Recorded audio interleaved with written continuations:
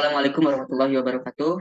Perkenalkan saya Abdan Sabili, NPM 120219085 dengan pembimbing 1 Dr. Ida Afidah, daerah AMAG, dan pembimbing 2 Hedi Suhendi, SOSIMM. Pada kesempatan kali ini saya akan mempresentasikan hasil penelitian saya yang berjudul tentang manajemen dakwah dalam pengentasan buat Al-Quran di Masjid Jami Al-Furqon, Kelurahan Sayang, Kecamatan Cianjur. Latar belakang masalah, manajemen merupakan suatu hal yang dilakukan untuk mewujudkan tujuan organisasi melalui rangkaian kegiatan berupa perencanaan, pengorganisasian, pengarahan, dan pengendalian orang-orang serta sumber daya organisasi lainnya. Menurut George R. Torrey, manajemen adalah suatu proses yang berbeda, yang mana tidak dapat dipisahkan yang terdiri dari planning, organizing, activating, dan controlling dengan menggunakan manusia dan sumber daya lainnya.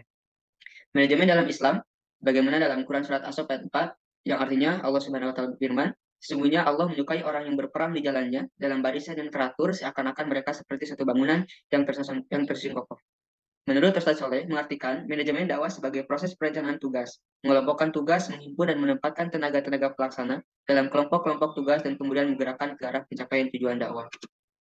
Salah satu problematika dakwah adalah pengentasan buat Al-Quran.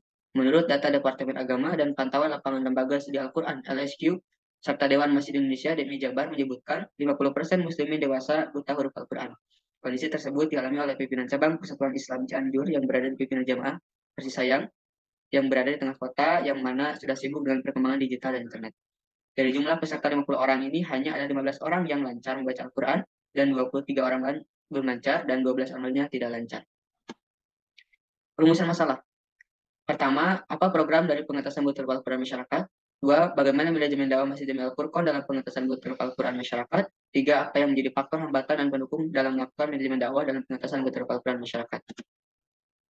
Tujuan penelitiannya, satu, untuk mengetahui program pengentasan butir Al-Quran masyarakat. Dua, untuk mengetahui proses manajemen dakwah Masjid Jami Al-Furqon dalam pengentasan butir Al-Quran masyarakat. Tiga, untuk mengetahui faktor hambatan dan pendukung dalam melakukan manajemen dakwah Masjid Jami Al-Furqon dalam pengentasan butir Al-Quran masyarakat.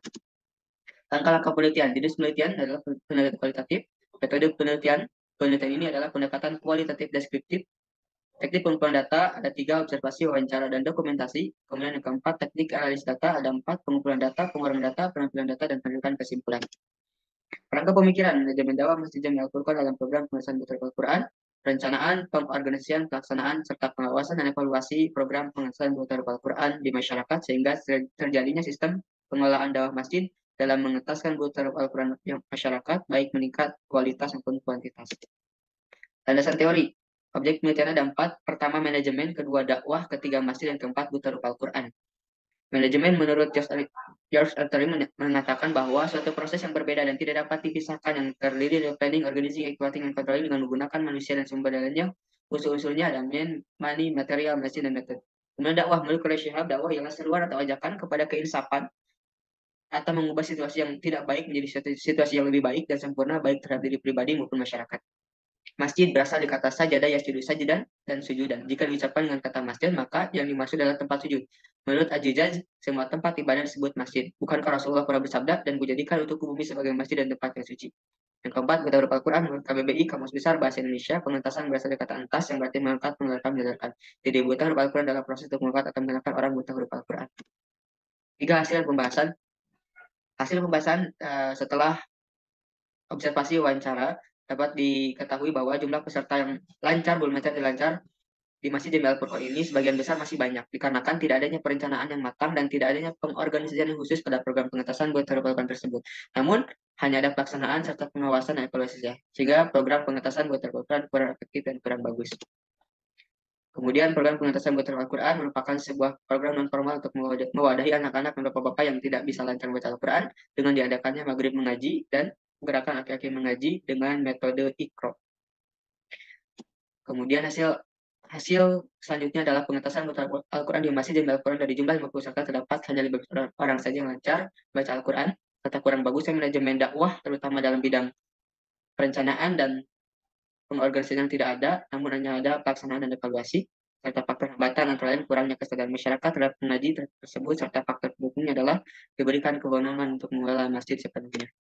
Kesimpulan, program pengetasan butir Al-Quran di Masjid Al-Furqon merupakan sebuah program formal untuk mewadahi anak-anak dan bapak-bapak yang tidak atau belum bisa lancar membaca Al-Quran dengan diadakannya maghrib mengaji dan gerakan laki-laki mengaji dan dilaksanakan setiap hari dengan menggunakan metode Iqra. Manajemen dakwah masih dilakukan dalam program pemeriksaan keteraturan setelah analisis dengan menggunakan fungsi manajemen POAC, yaitu Planning, Organizing, Evaluating, dan Controlling. Ini masih terdapat kekurangan, yaitu dari segi perencanaan dan pengorganisasian yang tidak baik. Yang ketiga adalah kurangnya kesadaran peserta dan masyarakat serta minimnya perhatian terhadap pengajar menjadi sebuah hambatan dalam pelaksanaan program ini. Maka dalam pelaksanaannya ada yang cepat dan lambat dalam membaca Al-Quran, karena itu tergantung keistiqomahan peserta dalam melaksanakan program ini. Serta kewenangan mengelola masjid sepenuhnya oleh jamaah dan kami ini menjadi sebuah faktor pendukung dalam terlaksananya program ini. Dan presentasi saya yang bisa saya sampaikan. Mohon maaf bila kesalahan. Assalamualaikum warahmatullahi wabarakatuh.